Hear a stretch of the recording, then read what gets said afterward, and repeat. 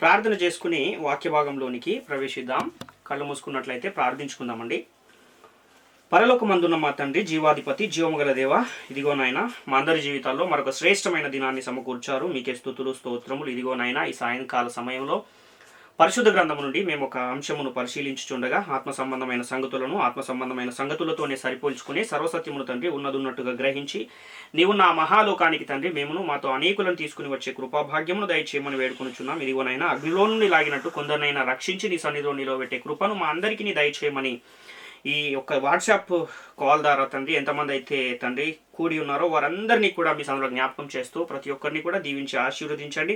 ఇదిగో నాయన అందరూ నాయన సత్యవాక్యమును సరిగా విభజించి బోధిస్తూ అనేకులను రక్షించే కృపను దయచేయమని మా ప్రభువును రక్షకుడును అయిన యేసుక్రీస్తు వారి అతి శ్రేష్టమైన నామంలో అడిగి స్తుతించి వేడుకొనుచున్నాము తండ్రి, ఆమెన్.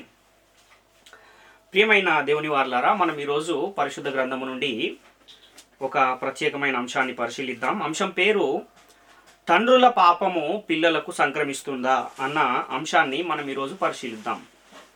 అయితే ఈ తండ్రుల పాపము పిల్లలకు సంక్రమిస్తుంది అని బోధించేవారు నేటి కాలంలో చాలామంది ఉన్నారు. అయితే పరిశుద్ధ గ్రంథంలో ఒక మాట ఏం కనబడుతుందంటే, మా తండ్రులు పాపము చేసి గతించిపోయిరి, వారి దోష శిక్షను మేము భరించుచున్నాము అని ఇశ్రాయేలీయుల కుమారులు మాట్లాడుతున్న కొన్ని మాటలు మనకు పరిశుద్ధ గ్రంథంలో కనబడతాయి. ఆ మాటలను బట్టి చాలామంది ఏమనుకుంటున్నారంటే, జన్మ పాపం అనేది ఉంది కనుకనే అలా తండ్రులు చేసిన పాపం పిల్లలకు కూడా వస్తుంది, ఆ పాపాన్ని పిల్లలు మోస్తున్నారు అన్నట్టుగా కొన్ని బోధలు మనకు కనబడుతూ ఉంటాయి. అయితే పరిశుద్ధ గ్రంథం నిజంగానే ఆ విధంగా బోధిస్తుందా? జన్మ పాపం అనేది అసలు ఉందా అని మనం ఆలోచిస్తే పరిశుద్ధ గ్రంథంలో మనకి ఇక్కడ కూడా జన్మ పాపం ఉంది అన్నట్టుగా లేఖనాలు అయితే మనకు సమర్థించే విధంగా కనబడవు. కానీ ఎందుకని ఈ విధమైన బోధలు క్రైస్తవ సమాజంలో కనబడుతున్నాయంటే, కొన్ని లేఖనాలను అపార్థం చేసుకుని వాటిని ఈరోజు సిద్ధాంతముగా తయారు చేసి బోధిస్తూ ఉన్న సంస్థలు చాలా ఉన్నాయి. అదేవిధంగా చాలామంది సేవకులు కూడా దీన్ని బోధిస్తూ ఉన్న పరిస్థితులు మనకు కనబడుతున్నాయి. అయితే మా తండ్రులు పాపము చేసి గతించిపోయి వారి దోష శిక్షను మేము భరించుచున్నాము అన్న ఈ మాటకు అర్థం ఏంటి? నిజంగానే వీరు అనుకుంటున్నట్టు జన్మపాపం అనేది ఉందా? ఒకవేళ ఉంటే ఎలా ఉంది, లేకపోతే ఎలా లేదు అన్న అంశాన్ని మనం ఈరోజు పరిశీలిద్దాం. అయితే తండ్రులు చేసిన పాపం వలన కుమారులు పాపులయ్యే అవకాశం ఏమైనా ఉందా అంటే ఆ విషయాన్ని కూడా మనం ఈరోజు పరిశీలిద్దాం. అయితే తండ్రులు చేసిన పాపం పిల్లల మీదకి అసలు వస్తుందా? తండ్రులు చేసిన పాపాన్ని బట్టి పిల్లలు పాపులు అవుతారా? మన తండ్రులు పాపం చేస్తే మన నరకానికి వెళతామా అన్న ఈ విషయాల మీద మనం ఈరోజు కొద్ది సమయము పరిశీలన చేసే ప్రయత్నం చేద్దాం. అసలు యేసుక్రీస్తు వారి లోకానికి ఎందుకు వచ్చారు? జన్మ పాపాల పరిహారం నిమిత్తం వచ్చారా, లేక మనిషి చేసిన పాపాల పరిహార నిమిత్తం వచ్చారా అన్న విషయాన్ని మనం ఆలోచిస్తే, ఆయన మనుషులు చేసిన పాపాల నిమిత్తము పరిహారము చెల్లించడానికి ఆయన ఈ లోకానికి వచ్చినట్టుగా మనకు అనేకమైన లేఖన సాక్ష్యాలు కనబడతాయి. కాబట్టి తండ్రులు పాపం చేస్తే ఆ పాపం వలన వారికి పుట్టే పిల్లలకు శిక్ష పడే అవకాశం ఏమైనా ఉందా? ఆ విధంగా పరిశుద్ధ గ్రంథం ఏమైనా బోధిస్తుందా? తండ్రుల పాపమే పిల్లల మీదకి వస్తుందా? తండ్రులు పాపం చేస్తే ఆ పాప శిక్ష పిల్లలకు ఆరోపించబడే అవకాశం ఉందా అన్న ఈ విషయాలు మనము ఈరోజు పరిశీలన చేద్దాం. అసలు పాపం అనే విషయాన్ని గురించి పరిశుద్ధ గ్రంథం ఏం బోధిస్తుంది అని మనం ఆలోచిస్తే, ఆజ్ఞాతిక్రమమే పాపము అన్న విషయం పరిశుద్ధ గ్రంథము చాలా స్పష్టంగా తెలియజేస్తుంది. అలాగే పాపము వలన వచ్చు జీతము మరణము అని కూడా పరిశుద్ధ గ్రంథము చాలా స్పష్టంగా తెలియజేస్తున్న సందర్భాలు మనకు అనేకము కనబడుతూ ఉంటాయి. కాబట్టి పాపము చేసిన వారే మరణము నొందాలి, పాపము చేయని వారి మీద మరణము అనేది ఆరోపించబడదు, పాపము కూడా ఆరోపించే అవకాశము లేదు అని పరిశుద్ధ గ్రంథము చాలా స్పష్టంగా తెలియజేస్తుంది. కానీ మనిషి జన్మతః పాపి అని చెప్పేవారు మాత్రము తండ్రుల పాపము వలన దేవుడు వారి పిల్లలను శిక్షిస్తూ ఉన్నాడు, వారి పిల్లల ఒడిలో దేవుడు పాపాన్ని వేస్తూ ఉన్నాడు, దోష శిక్షను వేస్తూ ఉన్నాడు అన్నట్టుగా కూడా చాలా మంది బోధిస్తూ ఉన్న పరిస్థితులు మనకు కనబడుతూ ఉంటాయి. ఎందుకు వారు అలా చెబుతున్నారంటే, వాళ్ళు కొన్ని లేఖనాలను చూసి వాటిని అపార్థం చేసుకున్నారు. అందులో ఒక లేఖనాన్ని మనం పరిశీలిస్తే, నిర్గమకాండము 34వ అధ్యాయము 7వ వచనాన్ని మనం చూస్తే, నిర్గమకాండము 34వ అధ్యాయము 7వ వచనంలో, ఆయన 1000 మందికి కృపను చూపుచు దోషమును అపరాధమును పాపమును క్షమించును గాని ఆయన ఏమాత్రమును దోషులను నిర్దోషులుగా ఎంచక 3-4 తరముల వరకు తండ్రుల దోషమును కుమారుల మీదికిని కుమారుల మీదికిని రప్పించునని ప్రకటించెను అని ఇక్కడ మనకు ఒక లేఖనం కనబడుతుంది. అంటే దోషులను నిర్దోషులుగా ఎంచక ఏం చేస్తూ ఉన్నాడు ఇక్కడ దేవుడు అని చెబుతున్నాడు ఇక్కడ. అంటే 3-4 తరముల వరకు తండ్రుల దోషములను కుమారుల మీదికి రప్పించును అని ఇక్కడ ఒక లేఖనం కనబడుతుంది. కాబట్టి ఈ మాటను బట్టి తండ్రుల దోషాలు కుమారుల మీదకి వస్తున్నాయి అంటే ఏంటి దీని అర్థము? జన్మ పాపం అనేది ఉంది అన్నట్టుగా కొంతమంది భావిస్తున్నారు. ఇంకొక లేఖనాన్ని కూడా మనం చూస్తే నిర్గమకాండం 20వ అధ్యాయం 5వ వచనంలో, ఏలయనగా నీ దేవుడనైన యెహోవానగు నేను రోషము గల దేవుడను, నన్ను దేశించు వారి విషయంలో 3-4 తరముల వరకు తండ్రుల దోషములు కుమారుల మీదికి రప్పించుచు అన్న మాట ఇక్కడ మనకు కనబడుతుంది. ఇక్కడ కూడా తండ్రుల దోషాలు కుమారుల మీదకి వస్తున్నాయి కదా అని చాలామంది భావిస్తూ దాన్నే ఒక సిద్ధాంతంగా తయారు చేసేసి ఈరోజు క్రైస్తవ సమాజంలో కొన్ని బోధలు చేసేసిన పరిస్థితులు కనబడుతున్నాయి. అంటే బైబిల్ చెప్పని దాన్ని కూడా ఒక సిద్ధాంతంగా ప్రకటించి అనేకులను కలవరపరిచే బోధలు మొదటి శతాబ్దం నుంచి కూడా వస్తూనే ఉన్నాయి. గలతీ పత్రికలో మనం మొదటి అధ్యాయం చూస్తే ఆయన పౌలు గారు ఒక సంఘాన్ని స్థాపించి వేరే చోటుకు వెళ్ళి మరలా వచ్చేసరికి అక్కడ ఏమైపోయిందంటే మరొక సువార్త ప్రకటించబడిపోయి అనేకులను కలవరపెట్టే బోధలు అక్కడ వచ్చేసినట్టుగా ఆయన సాక్ష్యం ఇస్తున్న పరిస్థితి మనం చూస్తాం. కాబట్టి అలాంటి బోధలు అనేకము క్రైస్తవ సమాజంలో మనకు కనబడుతూ ఉంటాయి. ఇక్కడ ఈ మాటలను బట్టి కూడా తండ్రుల దోషాల వలన కుమారులు దోషులవుతున్నారు, తండ్రులు పాపం చేయటం వలన కుమారులు కూడా పాపులుగానే తీర్చబడుతున్నారని చాలామంది అనుకుంటూ ఉన్నారు. కానీ లేఖనాలు అలా బోధిస్తున్నాయా అంటే ఆ విధంగా పాపులుగా తీర్చబడతారు అన్నట్టుగా ఇక్కడ లేఖనాలకు ఆ మాటలు ఇవి ఏవైతే మనం ఇంతవరకు చదివామో వాటిలో పాపులుగా తీర్చబడుతున్నారు అని లేదు, కానీ తండ్రుల దోష శిక్ష కుమారుల మీదకి వస్తుంది అని మాత్రం మనకు కనబడుతుంది. అయితే తండ్రుల దోషముల వలన కుమారులు దోషులవుతున్నారని చాలామంది చెబుతున్నారు, కానీ బైబిల్ గ్రంథంలో తండ్రుల దోషాల వలన కుమారులు దోషులవుతున్నారు అన్నట్టుగా వ్రాయబడిందా, లేక తండ్రుల దోషములను కుమారుల మీదికి రప్పిస్తాను అంటున్నాడా అంటే కుమారుల మీదికి తండ్రుల దోషాలను రప్పిస్తున్నాను అని వ్రాయబడింది. అయితే ఎలా రప్పిస్తాడు అన్న విషయాన్ని మనము పరిశీలించవలసిన అవసరం ఉంది. తండ్రుల దోషాలను కుమారుల మీదకి రప్పిస్తాను అంటున్నాడంటే తండ్రుల దోషాల వలన కుమారులను దోషులుగా తీర్పు తీరుస్తున్నానని చెబుతున్నాడా అని మనం కొంచెం జాగ్రత్తగా ఆలోచిస్తే కుమారులను దోషులుగా తీర్పు తీరుస్తాను అని చెప్పట్లేదు అక్కడ. ఇది మనము అర్థం చేసుకోవాల్సిన అవసరం ఉంది. ఇంకొక లేఖనం కూడా మనం చూస్తే ఇర్మియా గ్రంథం 32వ అధ్యాయం 18వ వచనంలో కూడా, ఇర్మియా గ్రంథము 32వ అధ్యాయము 18వ వచనంలో, నీవు 1000 మందికి కృప చూపుచు తండ్రుల దోషమును వారి తరువాత వారి పిల్లల ఒడిలో వేయువాడవు అని ఇక్కడ ఇంకొక లేఖనం కనబడుతుంది. కాబట్టి తండ్రుల దోషాలు వారి పిల్లల ఒడిలో వేయువాడవు అని ఇక్కడ కూడా ఒక లేఖనం కనబడుతుంది కదా. కాబట్టి అక్కడేమో 3-4 తరముల వరకు తండ్రుల దోషములను వారి కుమారుల మీదికి కుమారుల మీదికి రప్పిస్తానంటున్నాడు కదా. దీని అర్థం ఏంటి? జన్మపాపం ఉంటేనే కదా ఇది జరుగుతుంది అని అనుకుంటున్నారు చాలామంది. అయితే తండ్రుల దోషాలు పిల్లల మీదకేస్తున్నంత మాత్రాన పిల్లలు దోషులైపోతారా అంటే పిల్లలు దోషులు కారు. వారి తండ్రులు దోషము చేశారు కనుక వారి పిల్లలు కూడా దోషులు అని బైబిల్ గ్రంథం ఇక్కడ కూడా చెప్పట్లేదు, కానీ తండ్రుల దోషాలను వారి పిల్లల ఒడిలో వేస్తాను అంటున్నాడు దేవుడు. ఆ సందర్భాన్ని కూడా మనము ఆలోచన చేయాలి. తండ్రుల దోషాలను పిల్లల ఒడిలో వేయటం అంటే ఏంటి అన్న ఆ విషయాన్ని కూడా మనం అర్థం చేసుకోవాల్సిన అవసరం ఉంది. కాబట్టి ఇలా లేఖనాలను తప్పుగా వాటికి భావాన్ని చెబుతూ తమ మనసులో ఉన్న ఆలోచనను అభిప్రాయాన్ని వాక్యం మీద రుద్ది నేడు అనేకులను పాడు చేస్తూ ఉన్న పరిస్థితులు మనకు క్రైస్తవ సమాజంలో కనబడుతూ ఉంటాయి. ఎందుకని ఈ విధంగా చెప్పబడింది అని మనం చూస్తే విలాప వాక్యములు 5వ అధ్యాయం 7వ వచనంలో మనకు ఒక చక్కని మాట కనబడుతుంది. మా తండ్రులు పాపము చేసి గతించిపోయిరి, మేము వారి దోష శిక్షను అనుభవించుచున్నాము అని మనకి ఇక్కడ ఒక లేఖనం కనబడుతుంది. అంటే తండ్రులు పాపము చేసి గతించిపోయారంట, వారి దోష శిక్షను మేము భరించుచున్నాము అంటున్నారు ఇక్కడ ఇశ్రాయేలీయుల పిల్లలు. కాబట్టి వ్రాయబడిన ఈ సంగతిని మనము పరిశీలన చేయగలిగితే ఈ మాటలనే తీసుకుని చాలామంది దానికి తప్పుడు అర్థాలను వారి అభిప్రాయాలను జోడిస్తూ ఒక తప్పుడు సిద్ధాంతాన్ని తయారు చేసేసిన పరిస్థితి మనకు కనబడుతుంది. తండ్రులు చేసిన దోషాల ఫలితంగా పిల్లలు అనుభవించే దోష శిక్ష ఏంటి అని మనము ఆలోచించవలసిన అవసరం ఉంది. తండ్రుల దోషము లేక తండ్రుల పాపం మాకొచ్చేసింది కనుక మేము దోషులమైపోయాము, పాపులమైపోయాము అని ఇక్కడ వాళ్ళు చెప్పట్లేదు. వారి దోష శిక్షను మేము అనుభవించుచున్నాము అంటున్నారు.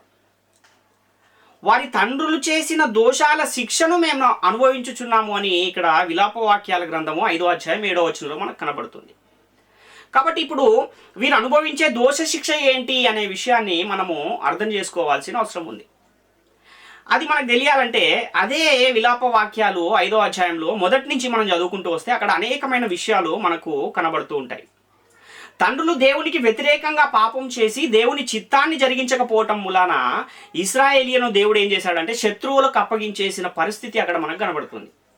దేవుడు ఇశ్రాయేలీయులను శత్రువులకు అప్పగించినప్పుడు ఆ శత్రువులకు వీరేమైపోయారంటే బానిసలైపోయిన పరిస్థితి. కాబట్టి ఆ తండ్రులు దేవుని ఎడల చేసిన పాపం వలన జరిగిందేంటి అని మనం ఆలోచన చేయగలిగితే, వారిని శత్రువులకు అప్పగించినప్పుడు ఆ శత్రువుల దగ్గర వీరు అనుభవించేటటువంటి శ్రమలు, బాధలను బట్టి అక్కడ ఆ తండ్రులు పాపము చేసి గతించిపోయిరి, వారి దోష శిక్షను మేము భరించుచున్నాము అని ఇక్కడ వారు చెబుతూ ఉన్న పరిస్థితి మనకు కనబడుతూ ఉంది.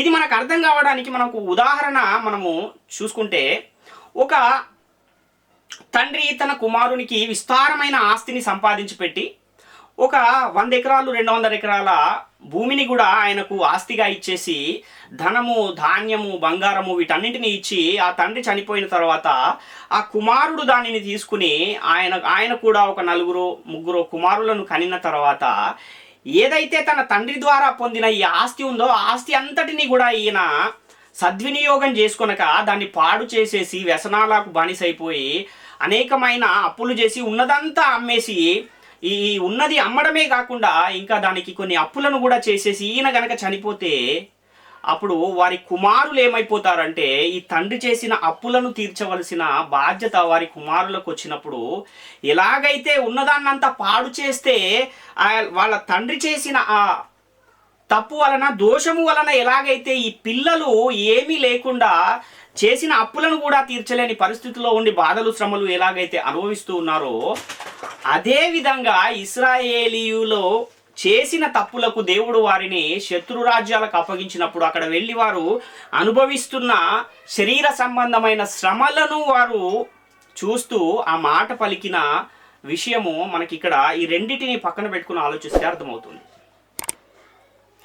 కాబట్టి ఆ పిల్లలు ఏమంటారు అంటే, మా తాత సంపాదించిన ఆస్తిని నిలుపుకోకుండా మా నాన్నంతా పాడు చేయడం వలననే నేడు మేము ఈ బాధలు అనుభవించాల్సిన పరిస్థితి వచ్చింది, శ్రమలను అనుభవించాల్సిన పరిస్థితి వచ్చింది. మా తండ్రి గనక వాటిని సరిగా ఉంచుంటే, పాడు చేయకుండా కాపాడుంటే ఈరోజు మేము ఉన్నతమైన స్థితిలో ఉండేవాళ్ళం కదా, ఈ బాధలు అనుభవించకపోయే వాళ్ళం కదా అని ఎలాగైతే ఆ పిల్లలు బాధపడతారో అదే రీతిగా ఇక్కడ ఇశ్రాయేలీయుల పిల్లలు కూడా విలాపవాక్యాల గ్రంథం 5వ అధ్యాయం 7వ వచనంలో ఏం చెబుతున్నారంటే, మా తండ్రులు పాపము చేసి గతించిపోయిరి, వారి దోష శిక్షను మేము అనుభవించుచున్నాము అని అక్కడ వాళ్ళు తమ వేదనను, బాధను వ్యక్తం చేస్తున్న ఒక సందర్భం మనకు కనపడుతుంది. ఇంతకీ అసలు వాళ్ళు అనుభవించిన ఆ శిక్ష ఏంటి అని చూస్తే మనము ఈ విలాపవాక్యాల్లోనే 5వ అధ్యాయంలో మొదటి నుంచి మనం చదువుకుంటూ కిందకు వస్తే అక్కడ మనకు చాలా స్పష్టంగా అర్థమవుతుంది. ఈ విలాపవాక్యాలు 5వ అధ్యాయం 1వ వచనం నుండి, యెహోవా మాకు కలిగిన శ్రమ జ్ఞాపకము చేసుకొనుము, దృష్టించి మా మీదికి వచ్చిన నింద ఎట్టిదో చూడుము, మా స్వాస్థ్యము పరదేశుల వశమాయను, మా ఇండ్లు అన్యుల స్వాధీనమాయను, మేము దిక్కులేని వారము, తండ్రి లేని వారము, మా తల్లులు విధవరాండ్రైరి, ద్రవ్యమిచ్చి నీళ్లు త్రాగితిమి, క్రయమునకు రొట్టెలు తెచ్చుకొంటిమి, మమ్మను తరుమువారు మా ఎడల మీదికి ఎక్కి ఉన్నారు, మేము అలసట చెంది ఉన్నాము, విశ్రాంతి అనున్నది మాకు లేదు, పొట్టకూటికై ఐగుప్తీయులకును అశ్షూరీయులకును లోబడి ఉన్నాము, మా తండ్రులు పాపము చేసి గతించిపోయిరి, మేము వారి దోష శిక్షను అనుభవించుచున్నాము అని చెబుతున్నారు. పైన వాళ్ళు అనుభవించిన ఆ శ్రమలన్నీ చెబుతూ 7వ వచనంలో వాళ్ళు ఈ మాటలు చెబుతున్నారు. కాబట్టి ఎప్పుడైనా సరే మనం పరిశుద్ధ గ్రంథంలో ఏదైనా ఒక సందేహము మనకు వచ్చినప్పుడు, ఒక ప్రశ్న మనకు తలెత్తినప్పుడు ఆ సందర్భానికి కొంచెం పైన కొంచెం కింద చదివితేనే మనకు చాలా చక్కగా అర్థమైపోయే పరిస్థితి ఉంటుంది. కానీ అలాంటి పని చేయరు చాలామంది. ఏం చేస్తారంటే వాళ్ళకు అవసరమైందే తీసుకుంటారు అక్కడి నుంచి. ఈ అధ్యాయంలో ఉన్న మాటలన్నింటినీ వదిలేసి ఏదైతే వారి బోధకు సరిపోతుందో, వారి బోధకు ఏదైతే అనుకూలంగా ఉంటుందో దాన్నొక్కదాన్నే పట్టుకుని దాని మీదనే మళ్ళా ఇంకెక్కడెక్కడ ఉన్నాయి వచనాలు, దీన్ని సపోర్ట్ చేసేవి ఎక్కడున్నాయని వెతుక్కుంటూ ఒక తప్పుడు సిద్ధాంతాన్ని తయారు చేసేసి దాన్ని క్రైస్తవ సమాజంలో బోధించేసి దాన్ని అనుసరించేవారు కూడా నేడు అనేకులు మనకు కనబడుతూ ఉంటారు. ఇంకా మనం కిందకి చదివితే 8వ వచనం నుంచి, దాసులు మాకు ప్రభువులైరి, వారి వశము నుండి మమ్మను విడిపింపగలవాడు ఎవడునూ లేడు. ఎడారి జనుల ఖడ్గ భయము వలన ప్రాణమునకు తెగించి మా ధాన్యము తెచ్చుకొనుచున్నాము. మహాక్షామము వలన మా చర్మము పొయ్యి వలె నలుపెక్కెను. శత్రువులు సియోనులో స్త్రీలను చెరిపిరి, యూదా పట్టణములలో కన్యకులను చెరిపిరి. చేతులు కట్టి అధిపతులను ఉరితీసిరి. వారేమాత్రమును పెద్దలను ఘనపరచలేదు. యవనులు తిరగటి రాయి మోసిరి, బాలురు కట్టెల మోపు మోయజాలక తడబడిరి. పెద్దలు గుమ్మముల యొద్ద కూడుట మానిరి, యవనులు సంగీతము మానిరి. సంతోషము మా హృదయమును విడిచిపోయేను, నాట్యము దుఃఖముగా మార్చబడి ఉన్నది అని 15వ వచనం వరకు వారి యొక్క బాధను వ్యక్తం చేస్తూ ఉన్న పరిస్థితి మనకు కనబడుతుంది. కాబట్టి ఇలా వారు తండ్రులు ఏదైతే వారి తండ్రులు దేవునికి వ్యతిరేకముగా దేవుని ఆజ్ఞలను అనుసరించకుండా జీవిస్తూ దేవుని మాటలను విడిచిపెట్టి దేవుని చిత్తాన్ని విడిచిపెట్టి జీవించినప్పుడు దేవుడు వారిని అశ్షూరీయులకు మరియు ఐగుప్తీయులకు వారిని బానిసలుగా చేస్తే, వీళ్ళు వెళ్ళి ఆ బానిసత్వంలో ఉన్నప్పుడు అక్కడ వాళ్ళు చాలా కాలము కొన్ని సంవత్సరాలు అక్కడ ఉన్నప్పుడు ఏం జరుగుతుందంటే, వీరు ఇంకా కొంతమంది పిల్లలను కన్నప్పుడు ఆ పిల్లలు కూడా అక్కడే ఆ దేశంలోనే బానిసలుగా ఉండిపోయి వాళ్ళ తండ్రులు చనిపోయిన తర్వాత వాళ్ళు ఈ మాటను మాట్లాడుతున్న పరిస్థితి మనకు కనబడుతుంది. కాబట్టి మేమేమీ చేయలేదు, దేవుని పట్ల మేమేమీ తప్పిదము చేయలేదు, కానీ మా తండ్రులు చేసిన తప్పు వలన, మా తండ్రులు చేసిన దోషము వలన మేము నేడు మా తండ్రుల యొక్క దోష శిక్షను మేము అనుభవిస్తూ ఉన్నాము అని ఇక్కడ ఆ ఇశ్రాయేలీయుల పిల్లలు చెబుతూ ఉన్న పరిస్థితి మనకి ఇక్కడ కనబడుతుంది. లేవియకాండము 20వ అధ్యాయంలో కూడా 26వ అధ్యాయము 14 నుంచి 17 వచనాలను కూడా మనం చూస్తే, లేవియకాండము 26వ అధ్యాయము 14 నుంచి 17 వచనాల్లో, మీరు నా మాట వినక నా ఆజ్ఞలన్నింటినీ అనుసరింపక నా కట్టడలను నిరాకరించిన ఎడలను, నా ఆజ్ఞలన్నింటినీ అనుసరింపక నా నిబంధనను మీరునట్లు మీరు నా తీర్పుల విషయమై అసహించుకొనిన ఎడలను, నేను మీకు చేయునది ఏమనగా, మీ కన్నులను క్షీణింపజేయునట్టు, ప్రాణమును ఆయాసపరచునట్టు, తాప జ్వరమును క్షయ రోగమును మీ మీదకి రప్పించదను. మీరు విత్తిన విత్తనములు మీకు వ్యర్థములగును, మీ శత్రువులు వాటి పంటను తినెదరు. నేను మీకు పగవాడనవుదును, మీ శత్రువుల ఎదుట మీరు చంపబడెదరు. మీ విరోధులు మిమ్మును ఏలెదరు, మిమ్మును ఎవరును తరమకపోయినను మీరు పారిపోయేదరు అని చెబుతున్నాడు. అంటే ఏదైతే ఇశ్రాయేలీయులకు దేవుడు కొన్ని కట్టడలను, ఆజ్ఞలను, నిబంధనలను ఇచ్చాడో, ఆ నిబంధనలు ఎప్పుడైతే వీరు అనుసరించకుండా వాటిని అతిక్రమించి ఎప్పుడైతే వీరు జీవించడం మొదలుపెట్టారో, అప్పుడు దేవుడు వీరిని ఏం చేశాడంటే శత్రు దేశాలకు, శత్రు సైన్యానికి వీరిని అప్పగించిన పరిస్థితులు మనకు చాలా కనబడతాయి. మనుషుల యొక్క ఆలోచన ఎలా ఉంటుంది అనంటే, ఏదైనా ఒక బాధ శ్రమ కలిగినప్పుడు మొట్టమొదట మనుషులు ఎక్కడికి వెళ్తారంటే, మనుషులలోనే ఎవరైనా నాకు సహాయం చేస్తారేమో అని ఆయన దగ్గరికి, ఈయన దగ్గరికి, అక్కడికి ఇక్కడికి అన్నీ తిరిగిన తర్వాత ఎక్కడ పనవకపోతే అప్పుడు దేవుని దగ్గరికి వచ్చి దేవుని సన్నిధిలో మొరపెట్టే పరిస్థితులు మనకు కనబడతాయి. కాబట్టి మొదటే దేవుని యొద్ద ఉంటే అసలు ఆ శ్రమలే రావు అన్న విషయాన్ని మనం గ్రహించగలిగితే, దేవుని సన్నిధిలో మనము దేవుని ఆజ్ఞలను అనుసరించి కనుక జీవించగలిగితే, దేవుడు మనలను ఎల్లప్పుడూ కూడా ఎలా ఉంచుతాడు అంటే దేవుని సన్నిధిలో మనము సంతోషించి ఆనందించువారముగా ఉంటాము అన్న విషయాన్ని గ్రహించాలి. కాబట్టి దేవుడు 3-4 తరముల వరకు తండ్రుల దోషమును కుమారుల మీదకి రప్పిస్తాను అని చెబుతున్నాడు. అంటే ఎలా ఆ దోషం వారి మీదకి వస్తుంది అంటే, ఇశ్రాయేలీయుల పిల్లలు చెబుతూ ఉన్నారు, మా తండ్రుల దోష శిక్షను మేము భరిస్తూ ఉన్నాము అంటున్నారు. వారు ఏం చేశారు? వాళ్ళు పాపము చేసి గతించిపోయారు, వారి దోష శిక్షను మేము భరించుచున్నాము అని చెబుతున్న ఈ మాటను మనము అర్థం చేసుకోవాల్సిన అవసరం ఉంది. అంటే తండ్రులు చేసిన పాపము వలన ఇశ్రాయేలీయుల శత్రువుల చేతికి వారు అప్పగింపబడినప్పుడు అక్కడ వారు బానిసలు అవటం వలన, బానిసలుగా ఉన్న ఆ కాలములో కొంతమంది పిల్లలు వారికి పుట్టారు. ఆ పిల్లలు పుట్టిన తర్వాత వాళ్ళ తండ్రులు గతించిపోయిన తర్వాత వాళ్ళు తండ్రులు చేసిన ఆ అపరాధం వలన, అతిక్రమాల వలన, దోషాల వలన ఎవరు ఆ దోష శిక్షను అనుభవిస్తున్నారంటే ఇశ్రాయేలీయుల పిల్లలు అక్కడ బానిసలుగా ఉండి ఆ శ్రమలను అనుభవిస్తూ ఉన్న పరిస్థితి మనకు కనబడుతుంది. రెండవ దినవృత్తాంతముల గ్రంథము 25వ అధ్యాయము 4వ వచనాన్ని మనం చూడగలిగితే, రెండవ దినవృత్తాంతముల గ్రంథము 25వ అధ్యాయము 4వ వచనంలో, అయితే తండ్రులు పిల్లల కొరకును పిల్లలు తండ్రుల కొరకును చావకూడదు, ప్రతి మనిషి తన పాపము కొరకు తానే చావవలనని మోషే గ్రంథమందలి ధర్మశాస్త్రమునందు వ్రాయబడి ఉన్న యెహోవా ఆజ్ఞను బట్టి అతడు వారి పిల్లలను చంపకమానెను అని ఇక్కడ మనం చూస్తున్నాం. అంటే తండ్రుల కొరకు పిల్లలు చావకూడదు, పిల్లల కొరకు తండ్రులు కూడా చావకూడదు అని ఇక్కడ చాలా స్పష్టంగా లేఖనము మనకు కనబడుతుంది. అంటే ధర్మశాస్త్రం ప్రకారము ఎవరు పాపం చేస్తే వారే పాపులుగా తీర్చబడే ఒక నియమము దేవుడు పెట్టాడు. కాబట్టి ధర్మశాస్త్రం ప్రకారం ఎవరు పాపం చేస్తే వారే మరణము నొందాలి, వారే దాని శిక్షను భరించాలి అని చాలా స్పష్టంగా మనకి ఇక్కడ కనబడుతూ ఉంది. తండ్రుల పాపము కొరకు పిల్లలు చావకూడదు, పిల్లల పాపం కొరకు తండ్రులు చావకూడదని ధర్మశాస్త్రం చెబుతూ ఉంటే తండ్రుల పాపం పిల్లలకు వస్తుందని నేడు చాలామంది తప్పుడు సిద్ధాంతాలను బోధిస్తూ ఉన్నవారు మనకు కనబడుతూ ఉంటారు. అంటే తండ్రుల పాపం పిల్లలకు రాదు, కానీ తండ్రుల దోష శిక్ష పిల్లలకు వస్తుందని మాత్రం పరిశుద్ధ గ్రంథము తెలియజేస్తూ ఉన్న పరిస్థితి మనకు కనబడుతుంది. అది కూడా ఎందుకు అని అంటే ఆ దోష శిక్ష వారికి రావడం వలన వారు తమ తప్పిదములను, దోషములను, అతిక్రమములను గ్రహించిన వారై మరలా దేవుని తట్టుకు తిరగడానికే ఆ దోష శిక్ష వారి మీదకి వస్తుంది అన్న విషయాన్ని కూడా మనము గ్రహించాలి. ఎందుకంటే అన్నీ సమకూరి ఉన్నప్పుడు, మన యొద్ద సమృద్ధిగా అన్నీ ఉన్నప్పుడు మనకు మనుషుల యొక్క పరిస్థితి ఎలా ఉంటుందంటే దేవుడు అంత ఎక్కువ గుర్తుకు రాడు. కానీ నీతిమంతుడైన వాడు, దేవుని మార్గంలో నడిచే ఒక నీతిమంతుడు ఎలా ఉండాలంటే కష్టములోనైనా, బాధలోనైనా, సుఖములోనైనా, సమృద్ధిలోనైనా, క్షామములోనైనా దేవుని మార్గములోనే నడుస్తూ దేవుని ఆజ్ఞలను అనుసరించి జీవించాలి అన్న విషయాన్ని ప్రతి ఒక్క నీతిమంతుడు కూడా, ప్రతి ఒక్క విశ్వాసి కూడా జ్ఞాపకమునకు ఉంచుకోవాలన్న విషయాన్ని మనం ఇక్కడ గ్రహించాలి. అదే విషయాన్ని మనకు 2వ రాజుల గ్రంథం 14వ అధ్యాయం 6వ వచనంలో మనకు అక్కడ కూడా కుమారులకు తండ్రుల దోషమును బట్టి కుమారులకు మరణశిక్ష విధింపకూడదు, కుమారుల దోషమును బట్టి తండ్రులకు మరణశిక్ష విధింపకూడదు అన్న విషయము మనకు అక్కడ కనబడుతూ ఉంది.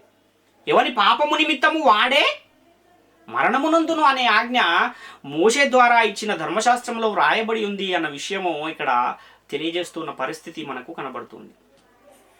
తండ్రుల దోషము కుమారుల మీదికి రాదు, కానీ దోష శిక్ష వారి మీదికి వస్తుంది అన్న విషయాన్ని మనం గ్రహించాలి. ద్వితీయోపదేశ కాండము 24వ అధ్యాయం 16వ వచనాన్ని కూడా మనం చూస్తే, కుమారుల దోషమును బట్టి తండ్రులకు మరణశిక్ష విధింపకూడదు, తండ్రుల దోషమును బట్టి కుమారులకు మరణశిక్ష విధింపకూడదు, ఎవని పాపము నిమిత్తము వాడే మరణశిక్ష నొందును అంటున్నాడు.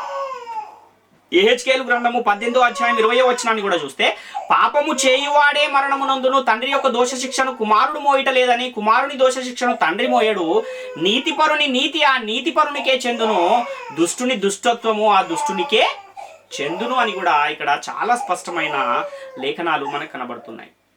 అంటే మనం ఇక్కడ ఆలోచించగలిగితే తండ్రుల దోష శిక్షను కుమారుడు మోయుట లేదు, కుమారుని దోష శిక్షను తండ్రి మోయడు అని ఇక్కడ వ్రాయబడిన ఈ మాటను మనము గమనించినట్లయితే, విలాపవాక్యాలు 5వ అధ్యాయం 7వ వచనంలో మాత్రము దానికి కొంచెం వ్యతిరేకంగా ఉన్నట్టు కనబడుతుంది కదా అన్న ఆలోచన కూడా రావచ్చు.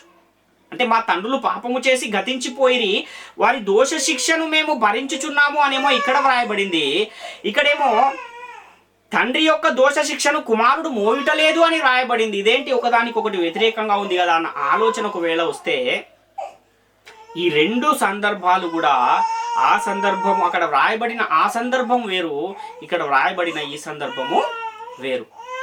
అంటే ధర్మశాస్త్రము ప్రకారము తీర్పు తీర్చబడే సందర్భంలో మాత్రము తండ్రుల దోషమును కుమారుడు మోయడు, కుమారుల దోషమును తండ్రి కూడా మోయడు. అదే విధముగా తండ్రి చేసిన దోషాలను బట్టి కుమారునికి మరణశిక్ష విధింపకూడదు అంటే అది రెండవ మరణాన్ని గురించి వ్రాయబడిన మాట.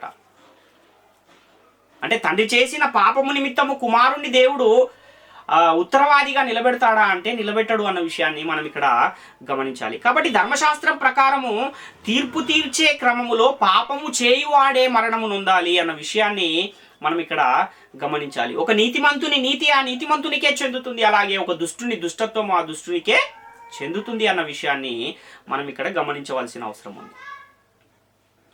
కాబట్టి ఈ విషయాలన్నీ కూడా చాలా స్పష్టంగా వ్రాయబడి ఉన్నా కూడా, అంటే ఆత్మ సంబంధమైన సంగతులతో సరిపోల్చుకోలేక నేటి కాలంలో అనేకమైన భిన్నమైన బోధలు క్రైస్తవ సమాజంలో తిరగడం కాదు, పరిగెత్తుతూ ఉన్నాయని చెప్పొచ్చు.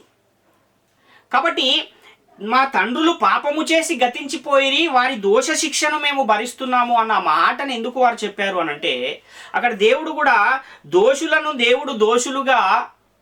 నిర్దోషులుగా ఎంచక 3-4 తరముల వరకు తండ్రుల దోషములను కుమారుల మీదికి కుమారుల మీదికి రప్పించును అన్న ఆ మాటలు దేనిని గురించి వ్రాయబడ్డాయి అంటే, శరీర సంబంధమైన శ్రమలు శిక్షలు వారికి కలుగజేయడం ద్వారా మరలా వారు దేవుని తట్టుకు తిరుగుతారు అన్న ఒక ఉద్దేశంతో దేవుడు వారిని సన్మార్గంలో మరలా నడిపించడానికి చేసిన ఒక ప్రయత్నమే అది అన్న విషయాన్ని మనం గమనించాలి. ఒకవేళ దుష్టుడు తన పాపాన్ని విడిచిపెడితే ఏమవుతుంది అన్న ఆ విషయాన్ని కూడా మనం చూడగలిగితే, హెచ్కేల్ గ్రంథం 18:21 అయితే దుష్టుడు తాను చేసిన పాపములన్నింటినీ విడిచి నా కట్టడలన్నింటినీ అనుసరించి నీతిని అనుసరించి న్యాయమును జరిగించిన ఎడల అతడు మరణము నొందడు, అవశ్యముగా అతడు బ్రతుకును అంటున్నాడు. అంటే కొంతకాలము దుష్టత్వము చేస్తూ దుష్టక్రియలను చేస్తూ దేవుని ఆజ్ఞలను అనుసరించకుండా బ్రతికిన తర్వాత మారు మనసు పొంది పశ్చాత్తాపడి మరలా దేవుని వైపుకు గనక తిరిగితే, మరలా నీతిని గనక అనుసరిస్తే, అలాంటి వారు మరలా ఏమవుతారంటే బ్రతుకుతారు అన్న విషయము ఇక్కడ మనకు కనబడుతుంది. హెచ్కేల్ గ్రంథం 18:9 కూడా మనం చూడగలిగితే, యథార్థపరుడైన కట్టడలను గైకొనుచు నా విధులను అనుసరించుచుండిన ఎడల వాడే నిర్దోషియగును, నిజముగా వాడు బ్రతుకును, ఇదే ప్రభు అయిన యెహోవా వాక్కు అని ఇక్కడ మనం చూస్తున్నాం. అంటే ఇక్కడ దేవుని ఆజ్ఞలు అనేవి మనము మన జీవితాంతము కూడా మన చివరి క్షణము వరకు కూడా అనుసరించే జీవించాలి అన్న విషయాన్ని ఇక్కడ మనకు తెలియజేస్తూ ఉన్న పరిస్థితి కనబడుతుంది. ఒకవేళ నీతిమంతుడు నీతిని విడిచి పాపం చేస్తే ఏం జరుగుతుంది అనే ఆ విషయాన్ని కూడా మనం చూడగలిగితే, అదే హెచ్కేల్ గ్రంథం 18:26 నీతిపరుడు తన నీతిని విడిచి పాపము చేసిన ఎడల అతడు దానిని బట్టి మరణము నొందును, తాను పాపము చేయుటను బట్టియే కదా అతడు మరణము నొందును అంటున్నాడు. అంటే అంతకుముందు అన్ని నీతిక్రియలే ఉన్నా కూడా ఆ చేసిన నీతిక్రియలు ఇక్కడ ఈ చేసిన అతిక్రమాలను ఏమైనా కప్పివేస్తాయా అని మనం ఆలోచిస్తే అలాంటి పరిస్థితి లేదు. ఆ నీతి అనేది ఎప్పటి వరకు మన జీవితాలలో ఉండాలంటే చివరి వరకు కూడా అది కొనసాగుతూ ఉండాలి అన్న విషయాన్ని మనం ఇక్కడ గ్రహించాలి. అందుకనే మీ సొంత రక్షణను భయముతోనూ వణుకుతోనూ కొనసాగించుకొనుడి అన్న మాట మనకు పరిశుద్ధ గ్రంథంలో కనబడుతుంది. అంతేకాకుండా అంతము వరకు సహించిన వాడే రక్షింపబడును అన్న మాట కూడా మనకు మత్తయి సువార్తలో కనబడుతూ ఉన్న మాట మనము జ్ఞాపకం చేసుకోవాల్సిన అవసరం ఉంది. హెచ్కేల్ గ్రంథం 18:24 మనం ఒకసారి చూడగలిగితే, అయితే నీతిపరుడు తన నీతిని విడిచి పాపము చేసి దుష్టులు చేయు హే క్రియలన్నిటి ప్రకారము జరిగించిన ఎడల అతడు బ్రతుకునా, అతడు చేసిన నీతి కార్యములు ఏమాత్రమును జ్ఞాపకములోనికి రావు, అతడు విశ్వాసఘాతకుడై చేసిన పాపమును బట్టి మరణమునందును అంటున్నాడు. అంటే అనేకమైన నీతి కార్యాలు చేస్తూ చాలా కాలము బ్రతికిన ఒక నీతిమంతుడు సడన్గా మారిపోయి మరలా దేవునికి వ్యతిరేకమైన కార్యాలు ఒకవేళ చేస్తే అంతవరకు ఎన్ని నీతి కార్యాలు చేసినా అవన్నీ కూడా లెక్కలోనికి రావు అని ఇక్కడ చాలా స్పష్టంగా దేవుడు హెచ్చరిస్తూ ఉన్న ఒక మాట మనకు కనబడుతుంది. కాబట్టి మన జీవితం యొక్క చివరి క్షణము వరకు కూడా మనము నీతిని, భక్తిని, యథార్థతను, పరిశుద్ధతను విడిచిపెట్టకుండా మనము మన విశ్వాస యాత్రలో నడుస్తూ ఉండాలి అన్న విషయాన్ని మనం ఇక్కడ గమనించాలి. ఇంకొక విషయాన్ని కూడా మనం చూడగలిగితే, ఇశ్రాయేలీలలో ఒక సామెత ఉంది అని ఒక లేఖనము తెలియజేస్తున్న ఆ మాటలు మనం చూస్తే, తండ్రులు ద్రాక్షకాయలు తినగా పిల్లల పండ్లు పులిసెను అన్న ఒక సామెత ఉందంట ఇశ్రాయేలీలో. యెహెజ్కేలు గ్రంథం 18వ అధ్యాయంలో 1-3 చూడగలిగితే, మరలా యెహోవా వాక్కు నాకు ప్రత్యక్షమై ఇలాగు సెలవిచ్చెను, తండ్రులు ద్రాక్షకాయలు తినగా పిల్లల పళ్ళు పులిసెనని మీరు చెప్పుచూ వచ్చెదరే. ఇశ్రాయేలీయుల దేశమును గూర్చి ఈ సామెత మీరెందుకు పలికెదరు? నా జీవము తోడు ఈ సామెత ఇశ్రాయేలీయులలో మీరిక పలుకరు, ఇదే ప్రభు అయిన యెహోవా వాక్కు అంటున్నాడు. అంటే నేటి కాలంలో ఎలాగైతే వాక్యాలను అపార్థం చేసుకుని తప్పుడు సిద్ధాంతాలను బోధిస్తూ అనేకులు చాలా మందిని నరకానికి నడిపిస్తున్నారో, ఆ రోజు కూడా తండ్రులు ద్రాక్షకాయలు తింటే పిల్లల పళ్ళు పులిసెను అన్న ఒక సామెత ఉంది. కానీ అది ఇక ఇక ఈ నేటి నుండి మీరు ఇక ఇశ్రాయేలీలలో ఈ సామెత పలకరు అని ఇక్కడ చాలా స్పష్టంగా దేవుడు తెలియజేస్తూ ఉన్న ఒక పరిస్థితి మనకు కనబడుతుంది. అంటే పాపము చేయువాడే మరణము నొందును అని చెప్పబడుతున్న ఈ మాటను బట్టి ఏమర్థమవుతుంది అంటే, జన్మ పాపం అనేది లేదు అన్న విషయము మనకు చాలా స్పష్టంగా ఇక్కడ అర్థమవుతుంది. ఇర్మియా గ్రంథము 31వ అధ్యాయం 29-30 కూడా మనం చూడగలిగితే, ఆ దినములలో తండ్రులు ద్రాక్షకాయలు తినగా పిల్లల పళ్ళు పులిసెనను మాట వాడుకొనరు, ప్రతి వాడు తన దోషము చేతనే మృతునందును, ఎవడు ద్రాక్షకాయలు తినునో వాని పళ్ళే పులియును అంటున్నాడు. అంటే నీతి విషయంలో, పాపము విషయంలో మాత్రము ఎవరి నీతి వారికే చెందుతుంది, అలాగే ఎవరి పాపము వారికే చెందుతుంది అన్న విషయాన్ని మనం ఇక్కడ చాలా స్పష్టంగా గమనించువారమై ఉన్నాం. కాబట్టి ప్రియులారా, తండ్రులు పాపం చేస్తే ఈ పాపం పిల్లల మీదకి వస్తుందా అంటే రాదు అని మనకు చాలా స్పష్టంగా అర్థమవుతుంది. కానీ తండ్రులు పాపము చేసి గతించిపోయి వారి దోష శిక్షను మేము అనుభవిస్తున్నాము అని ఇశ్రాయేలీయుల పిల్లలు చెబుతున్నారు అంటే, అక్కడ శరీర సంబంధమైన శ్రమలను వారు అనుభవిస్తూ ఉన్నారు గనుక, ఆ ఎవరైతే దోషాలు చేశారో ఆ దోషాలు చేసిన తండ్రులందరూ గతించిపోయారు, చనిపోయారు గనుక ఆ సమయంలో అక్కడ ఆ శ్రమను అనుభవిస్తున్నది వాళ్ళే గనక ఈ మాటలను వారు చెబుతున్నారు అన్న విషయాన్ని మనము గమనించాలి. అంటే ఇశ్రాయేలీయులలో కొందరు దేవుని ఆజ్ఞలకు వ్యతిరేకంగా జీవిస్తూ ఉన్నప్పుడు దేవుడు ఆ ఇశ్రాయేలీయులందరినీ కూడా శత్రు సైన్యానికి అప్పగించినప్పుడు వీరందరూ ఆ శత్రు రాజ్యంలో వెళ్ళి బానిసలుగా ఉన్న ఆ కాలంలో వీరికి పుట్టిన పిల్లలు అదే ఆ రాజ్యంలో బానిసలుగా మారిపోయిన తర్వాత, వారి తండ్రులందరూ గతించిపోయిన తర్వాత వారి పిల్లలు చెబుతున్న ఈ మాటలు మనము గమనించవలసిన అవసరం ఉంది. అంటే శరీర సంబంధమైన శ్రమలను గూర్చే వాళ్ళు ఈ మాట చెబుతున్నారు తప్ప ఆత్మ సంబంధమైన మరణాన్ని గురించి ఆ మాటను వారు చెప్పట్లేదు అన్న విషయాన్ని మనం గమనించాలి. కాబట్టి తండ్రుల పాపాలు పిల్లలకి ఏమాత్రము సంక్రమించవు అన్న విషయం మనకి ఇక్కడ అర్థమవుతుంది. అసలు జన్మ పాపము అన్న కాన్సెప్టే బైబిల్ గ్రంథంలో లేదు అన్న విషయాన్ని కూడా మనము గమనించాలి. కాబట్టి తండ్రుల దోషాలను కుమారుల మీదకి, కుమారుల మీదకి 3-4 తరముల వరకు రప్పిస్తాను అని దేవుడు చెబుతున్నాడు. అంటే ఎలా రప్పిస్తాడు అని మనం ఆలోచన చేయగలిగితే, శరీర సంబంధమైన శ్రమలు కలుగజేయటం ద్వారా మరలా వారిని సన్మార్గంలో పెట్టి దేవుని వైపుకు తిప్పే పని కొరకే ఈ మాట చెప్పబడింది అన్న విషయాన్ని మనము గమనించువారమై ఉన్నాం. ఐగుప్తు బానిసత్వంలో ఉన్న ఇశ్రాయేలీలు కూడా పశ్చాత్తాపపడి దేవునికి మొరపెట్టినప్పుడు దేవుడు ఏం చేశాడు? వారిని బయటికి రప్పించడానికి మోషేను వారి యొద్దకు పంపించిన ఒక పరిస్థితి మనకు కనబడుతుంది. నిర్గమకాండం 1వ అధ్యాయం 12-14 చూస్తే, అయినను ఐగుప్తీయులు వారిని శ్రమ పెట్టిన కొలది వారు విస్తరించి ప్రబలిరి గనక వారు ఇశ్రాయేలీయుల అసహ్యపడిరి. ఇశ్రాయేలీయుల చేత ఐగుప్తులు కఠినముగా సేవ చేయించుకొనిరి. వారు ఇశ్రాయేలీయుల చేత చేయించుకొనిన ప్రతి పనియు కఠినముగా ఉండెను. వారు జిగటమంటిని పనిలోను, ఇటుకల పనిలోను, పొలములో చేయు ప్రతి పనిలోను కఠిన సేవ చేయించి వారి ప్రాణములను విసిగించిరి అని ఇక్కడ మనం చూస్తున్నాం. ఇలాంటి శ్రమలలో ఉన్నప్పుడు ఏం జరిగింది అంటే, వాళ్ళు దేవునికి మొరపెట్టుకున్నారు. నిర్గమకాండం 2వ అధ్యాయంలో 23-25 చూస్తే, అలాగున అనేక దినములు జరిగిన మీదట ఐగుప్తు రాజు చనిపోయిన ఇశ్రాయేలీయులు తాము చేయుచున్న వెట్టి పనులను బట్టి నిట్టూర్పులు విడిచుచు మొరపెట్టుచుండగా తమ వెట్టి పనులను బట్టి వారు పెట్టిన మొర దేవుని యొద్దకు చేరెను. కాగా దేవుడు వారి మూలుగును విని అబ్రహాము, ఇస్సాకు, యాకోబులతో తాను చేసిన నిబంధనను జ్ఞాపకము చేసుకొనెను. అతడు ఇశ్రాయేలీయులను చూచెను, దేవుడు వారి యందు లక్ష్యం ఉంచెను అని ఇక్కడ మనం చూస్తున్నాం. అంటే ఎప్పుడెప్పుడైతే వీరు దేవుని నిబంధనను మీరి దేవునికి వ్యతిరేకంగా జీవిస్తూ ఉన్న ఆయా కాలాలలో మనం పరిశుద్ధ గ్రంథాన్ని జాగ్రత్తగా పరిశీలన చేసుకుంటూ వెళితే, దేవుడు వారిని బానిసలుగా శత్రు సైన్యానికి అప్పగించిన అనేకమైన ఉదాహరణలు మనకు కనబడతాయి. ఎందుకని వారిని అలా అప్పగిస్తూ ఉన్నాడు శత్రు సైన్యానికి అంటే ఆ శ్రమల వలననైనా దేవుడు వాళ్లకు గుర్తొచ్చి మరలా దేవుని వైపు తిరుగుతారనే ఒక సదుద్దేశంతోనే ఇవన్నీ జరిగాయి అన్న విషయాన్ని మనం ఇక్కడ గమనించవలసిన అవసరం ఉంది. కాబట్టి అలా శరీర సంబంధమైన శ్రమలు పొందటం వలన దేవుని వైపుకు తిరగాలనే ఉద్దేశంతోనే ఈ శ్రమలు అనేవి వాళ్ళకు వచ్చాయి. ఆ శ్రమలు కూడా ఎలాంటివంటే శరీర సంబంధమైన శ్రమలే తప్ప అవి వారి ఆత్మలు నరకానికి వెళ్ళేటటువంటి శ్రమలు కాదు అన్న విషయాన్ని మనం గమనించాలి. పరిశుద్ధ గ్రంథంలో ఆదికాండం నుండి ప్రకటన గ్రంథం వరకు ఎక్కడా కూడా తండ్రుల పాపము వలన ఒక కుమారుడు నరకానికి వెళ్ళాడు అన్నట్టుగా మనకి ఎక్కడా ఒక్క లేఖనాధారం కూడా దొరకదు.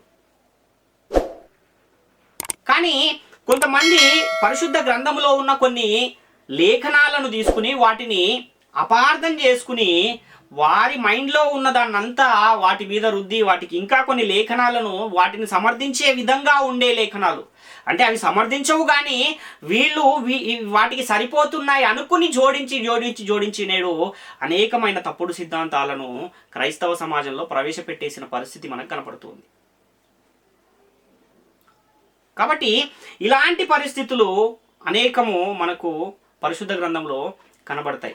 అంటే ఈ ఒక్క అంశమనే కాదు, ఇలాంటి అనేకమైన ఏ అంశమైనా ఒక తప్పుడు అంశము బయటకు వచ్చింది అని అంటే అది పరిశుద్ధ గ్రంథం బోధించేది మాత్రము కాదు అన్న విషయాన్ని మనం గమనించాలి. అంటే ఇది ఎవరో ఒక మనిషి బుర్రలో నుండి బయటకు వచ్చింది, ఒక మనిషి అభిప్రాయానికి అనేకమైన లేఖనాలను జోడించి బయటకు వచ్చింది అన్న విషయాన్ని మొదట మనం గ్రహించాలి అన్న విషయము ప్రతి ఒక్కరు కూడా గుర్తుంచుకోవాలి. కాబట్టి పరిశుద్ధ గ్రంథములో ప్రియమైన దేవుని వారలారా జన్మ పాపము అన్న కాన్సెప్టు లేదు. ఎందుకంటే దేవుడు ప్రతి ఒక్కరిని కూడా ఎలా పుట్టిస్తున్నాడు అంటే యథార్థవంతులుగా పుట్టిస్తున్నాడు అన్న లేఖనం మనకు ప్రసంగి గ్రంథంలో కనబడుతుంది. గర్భఫలము దేవుడిచ్చు బహుమానము అన్న విషయం కూడా మనకు కనబడుతుంది. దేవుడిచ్చే బహుమానము పాపంతో కూడినదిగా దేవుడు ఇస్తాడా అంటే అస్సలు ఇవ్వడు. కాబట్టి పరిశుద్ధమైనదిగానే దేవుడు గర్భఫలాలను ఇస్తున్నాడు. ఆ గర్భఫలాలుగా ఈ లోకానికి వచ్చిన వారు ఎప్పుడైతే మేలు కీడుల వలన వివేచన పొందిన వారై ఆ అవయవములు అన్నీ జ్ఞాన వివేచన వలన అభివృద్ధి చెందిన తర్వాత వారికి జ్ఞానము వచ్చిన తర్వాత ఆజ్ఞ అంటే ఏంటో తెలిసిన తర్వాత అప్పుడు ఆ ఆజ్ఞను కనుక ఎవరైతే అతిక్రమిస్తూ ఉన్నారో వాళ్ళు పాపులుగా తీర్చబడుతున్నారు తప్ప తండ్రుల పాపము కుమారుల మీదకి రావట్లేదు. తండ్రులు ఒకవేళ ఏదైనా దోషము చేస్తే ఆ దోష శిక్షను కుమారుల మీదకి దేవుడు రప్పిస్తాడేమో. అది కూడా ఎందుకు అంటే ఆ కుమారులను మరలా దేవుని మార్గంలో నడిపించడానికే అది జరుగుతుంది తప్ప ఇంకొకటి కాదు అన్న విషయాన్ని ప్రతి ఒక్కరు కూడా గమనించాలి. కాబట్టి ప్రియమైన దేవుని వారలారా ప్రతి ఒక్కరు కూడా ఈ ప్రాముఖ్యమైన విషయాలన్నీ గ్రహించి దేవుని కృపకు పాత్రులుగా ఉండాలని మిమ్మల్ని అందరినీ వేడుకొనుచు ఈ నా మాటలు ముగిస్తూ ఉన్నాను. అందరికీ వందనాలు.